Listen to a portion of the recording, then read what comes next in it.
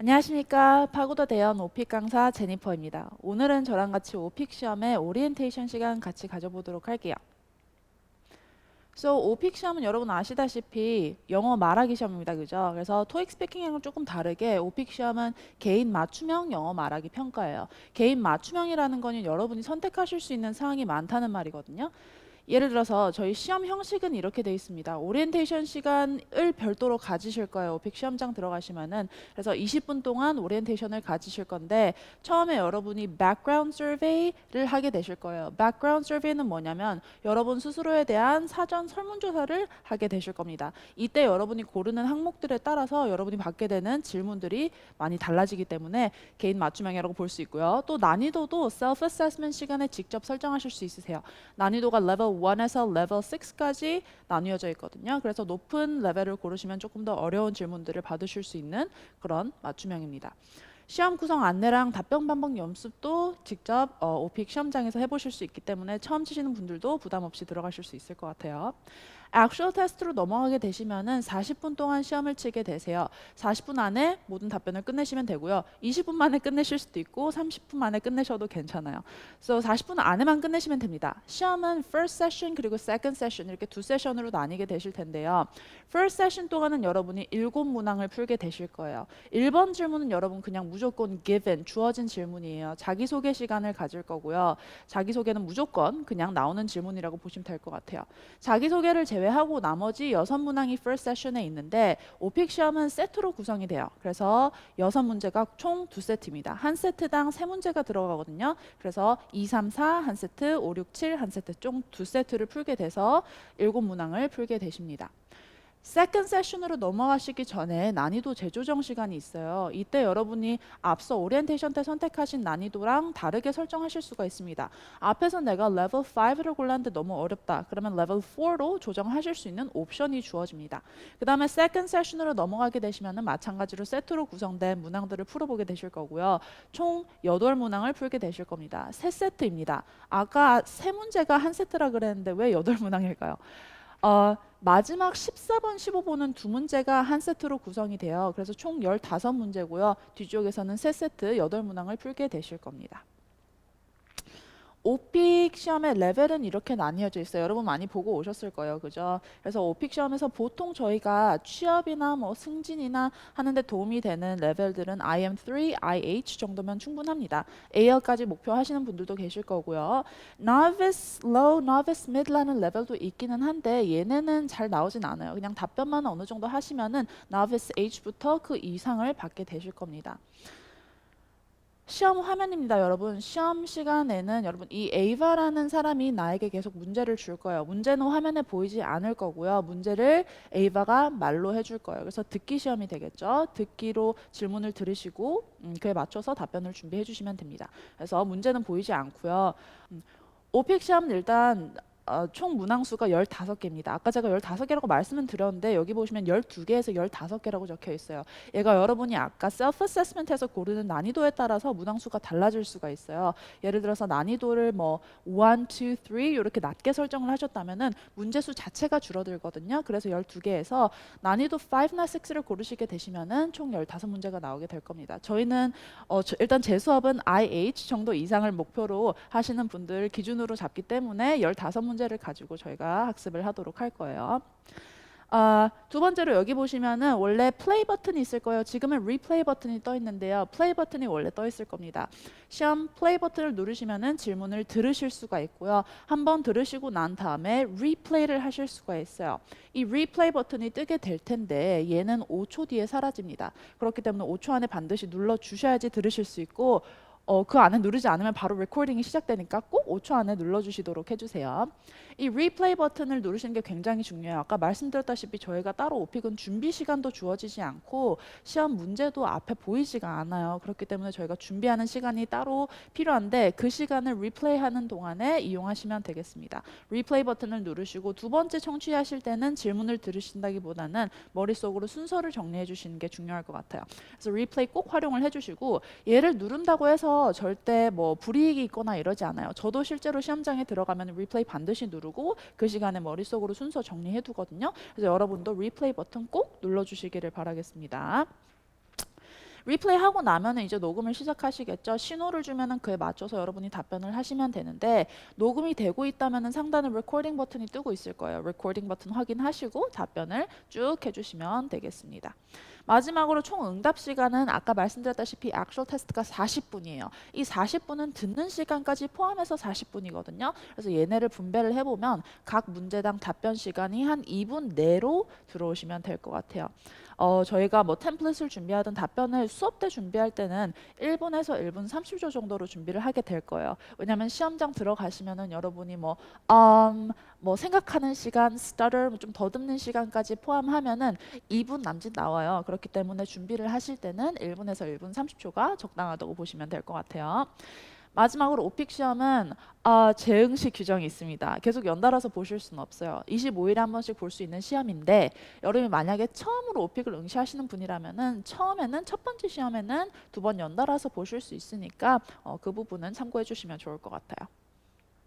오픽 평가 기준 한번 볼게요. 다른 뭐 말하기 시험이랑 동의를 하겠지만은 평가 기준이 첫 번째로 text type 형식을 보게 될 겁니다. 뭐 말하는 문장 구조, 뭐 문법은 어떻게 사용하는가, 내가 단순 과거 시제만 사용할 줄 아는가, 아니면 뭐 현재 완료 진행형 이런 것도 사용할 줄 아는가에 따라서 점수를 채점을 하실 수가 있겠죠. 두 번째로 context and content. 얘네는 얼마나 expression 그리고 형용사 등을 디테일하게 잡아주시는가에 따라서 또 점수가 추가적으로 들어가게 될 거예요. 예를 들어서 만약에 음악 관련 주제를 받았다. 뭐 네가 가장 좋아하는 음악 장르를 묘사해봐라 라고 할 때 나는 신나는 노래를 좋아해 라고 하실 수가 있잖아요. 이 신나는이라는 형용사가 사실 여러 개가 있어요. 우리가 흔히 아는 뭐 exciting이라는 형용사도 쓸 수가 있겠죠. 근데 얘는 맞는데 뭐 AR이나 IH 이상을 받기 위해서는 엄청나게 좋은 그런 형용사는 아니라고 볼 수 있을 것 같아요. 좀 더 디테일된 형용사가 있겠죠. 예를 들어서 뭐 catchy lyrics, catchy melody. catchy가 뭐예요? 뭔가 귀에 딱 잡히는, 귀에 딱 감기는 이라는 표현입니다. So 내가 catchy lyrics, catchy melody라는 표현을 썼다는 것 자체는 expression을 활용할 수 있는 범위가 넓다는 걸 증명하게 되겠죠. 그래서 exciting이라는 조금 더 큰 틀의 형용사보다는 좀 더 디테일한 형용사들을 찾아주는 거, expression들을 적정하게 사용하는 게 context and content입니다.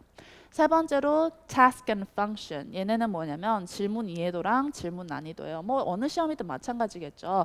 그래서 질문을 받았을 때 아무래도 화면에 보이지 않기 때문에 제대로 들었는지, 제대로 문제를 이해했는지, off topic으로 가진 않는지, 그리고 아까 저희가 self assessment에서 선택하는 난이도가 너무 낮진 않은지, 높은 난이도를 선택해서 높은 난이도의 질문을 받았는지, 이런 것들이 중요하게 되겠죠. 그리고 마지막으로 last but not least, most importantly, delivery. 전달력이 굉장히 중요해요. 아무래도 말하기 시험이다 보니까 전달력 중요합니다.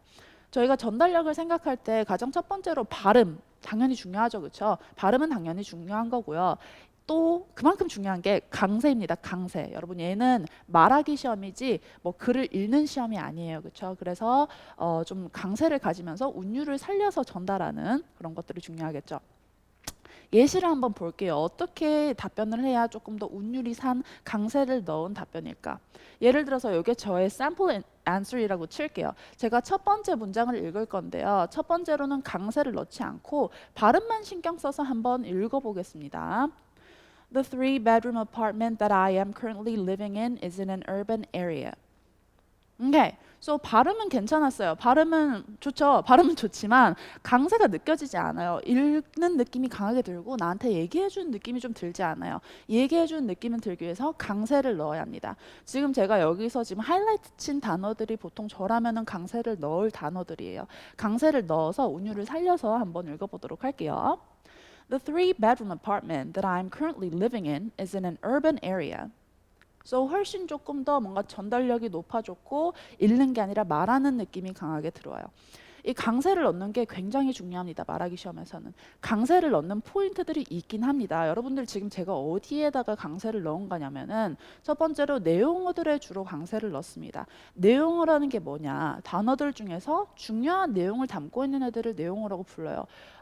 대표적인 걸로는 이제 4대 품사, 명사, 형용사, 동사, 부사 이 네 가지에는 보통 강세가 들어가고요. 거기다가 부정어들 not, I'm not that picky 혹은 뭐 she doesn't 이런 식으로 부정어들에도 강세가 들어가고 최상급들에도 강세가 들어가요. My favorite, it's the best, the most 이런 애들 강세가 당연히 들어가게 됩니다. 이에 반해서 조금 강세가 덜 들어가는 애들은 기능어란 애들이에요. 기능어들은 말 그대로 기능만 가지고 있는 뭐 관사, 조동사, 전치사 등등 이런 아이들에는 조금 상대적으로 덜 강세가 들어가는 편입니다.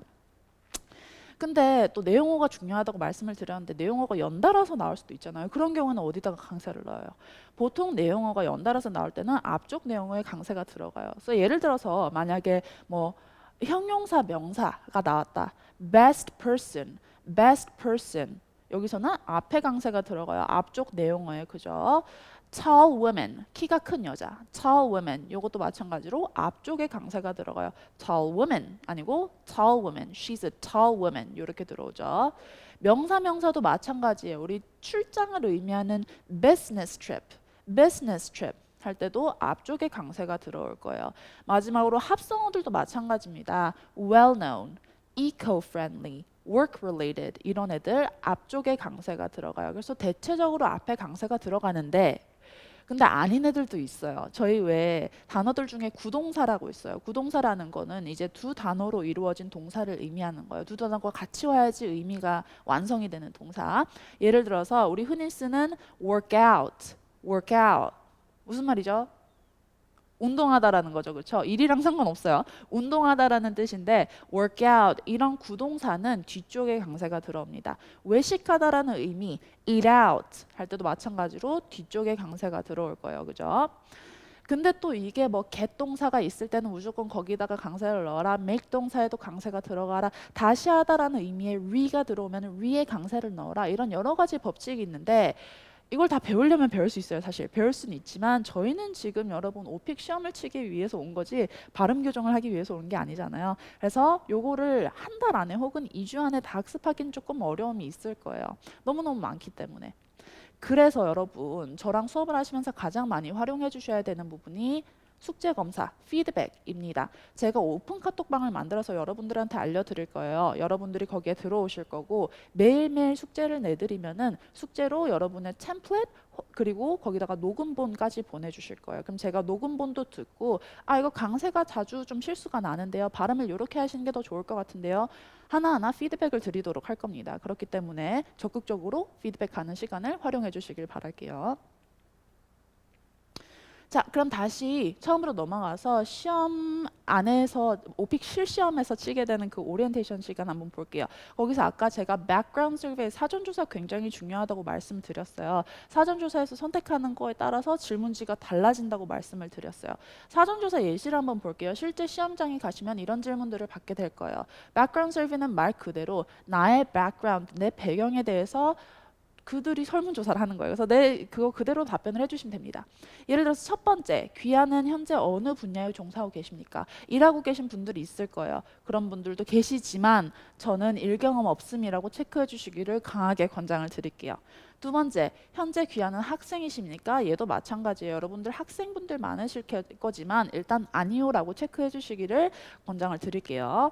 예전에 들었던 강의 목적 무엇입니까? 얘도 수강 후 5년 이상 지남 안 들었어요 해주시고 현재 귀하는 어디 살고 계십니까? 기숙사 이런 데 말고 혼자서 아파트에 거주한다고 체크해 주시는 게 좋습니다. 왜냐? 내가 이것들을 여러분들은 모두 다른 뭐 직업을 가지고 있고 학생이시고 하잖아요. 내 마음대로 체크를 했다가는 제가 더 커버를 해드리지 못해요. 수업 시간에. 저는 이 경험이 없음을 기준으로 수업 시간 때 준비할 거기 때문에 이대로 선택해 주시기를 권장을 드릴게요.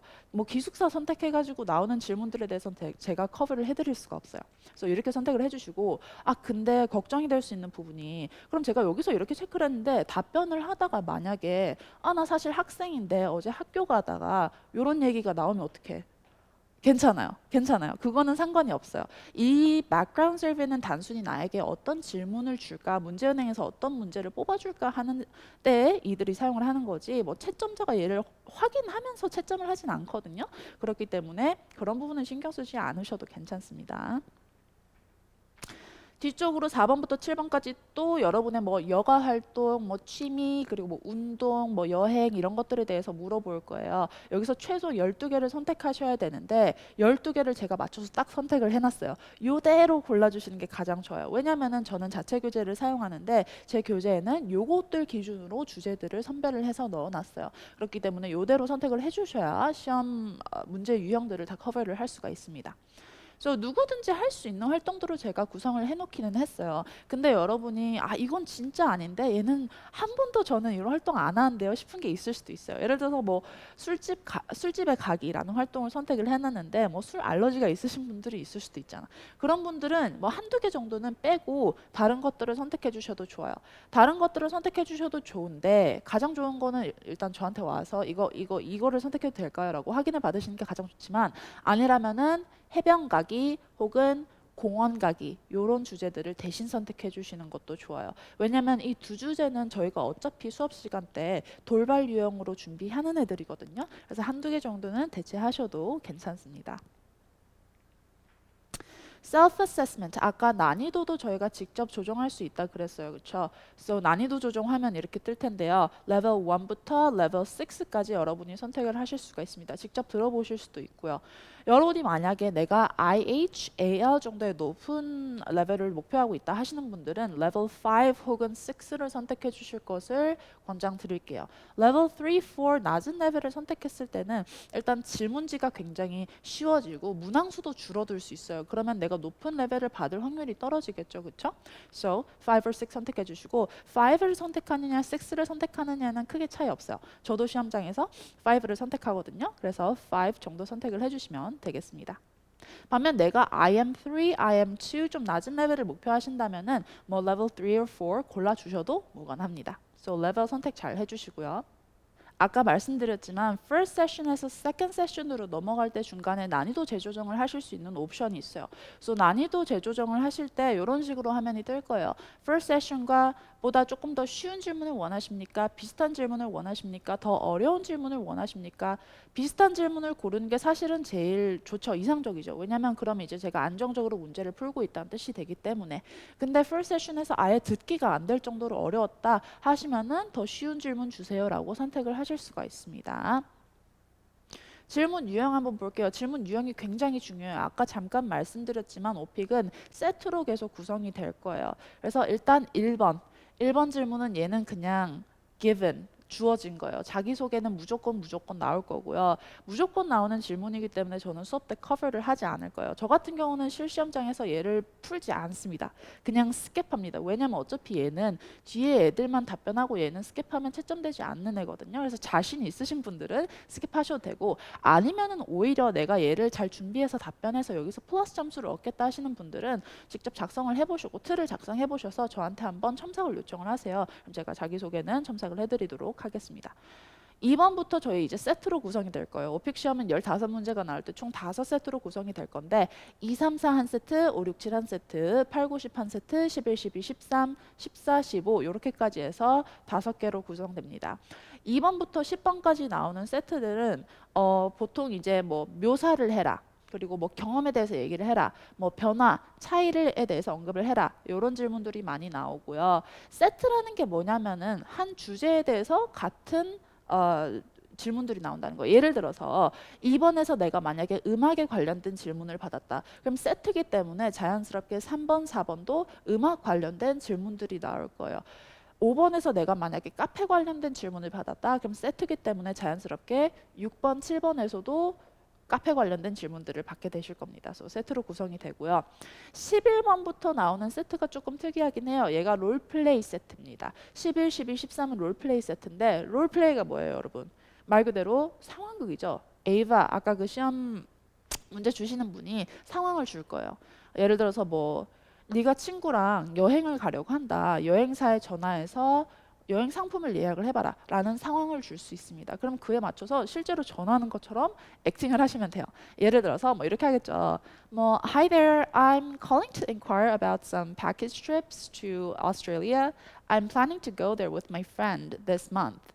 이런 식으로 시작을 해서 쫙 구성을 하시겠죠. 요게 롤플레이 유형입니다. 얘가 3문제 나올 거고요. 마지막 세트는 아까 잠깐 말씀드렸지만 2문제가 한 세트예요. 14번, 15번인데 얘네는 유형이 정해져 있어요. 14번에서는 여러분이 A랑 B를 비교를 하게 되실 거예요. 뭐 차이를 얘기하실 수도 있고 A, B는 여러 가지가 될 수도 있겠죠. 음악 주제가 나왔으면은 음악가 1, 음악가 2를 비교해 보시오라는 질문이 될 수도 있고요. 아니면은 과거랑 현재를 비교해 보시오라고 하는 질문이 올 수도 있어요. 그래서 14번은 두 가지를 비교하는 게 나올 거고요. 15번에서도 유형이 정해져 있어요. 얘는 최신 이슈 혹은 트렌드에 대해서 물어볼 수도 있어요. 뉴스에 나왔던 걸 물어볼 수도 있고 요즘 트렌드에 대해서 물어볼 수도 있어요. 예를 들어서 음악 관련돼서는 뭐 이런 게 있겠죠. 요즘 유행하고 있는 음악 장비나 기기가 어떤 게 있습니까? 뭐가 트렌드입니까? 라는 질문이 나올 수도 있어요. 그래서 15번은 이슈, 트렌드라는 거 기억해 주세요.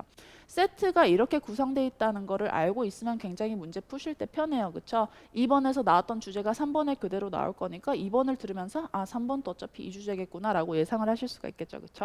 그래서 세트 잘 학습해서 수업 때 오시길 바라겠습니다.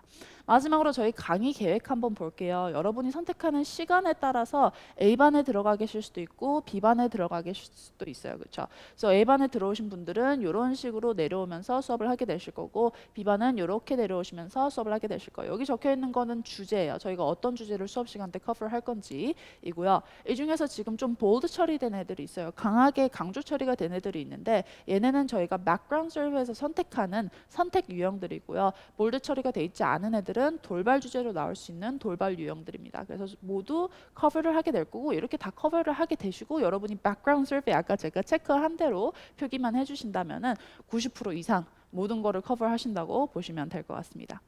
So 저희 오늘은 여기까지 오리엔테이션 해보도록 하고요. 또 수업 시간 때 뵙도록 할게요, 여러분. 수고하셨습니다.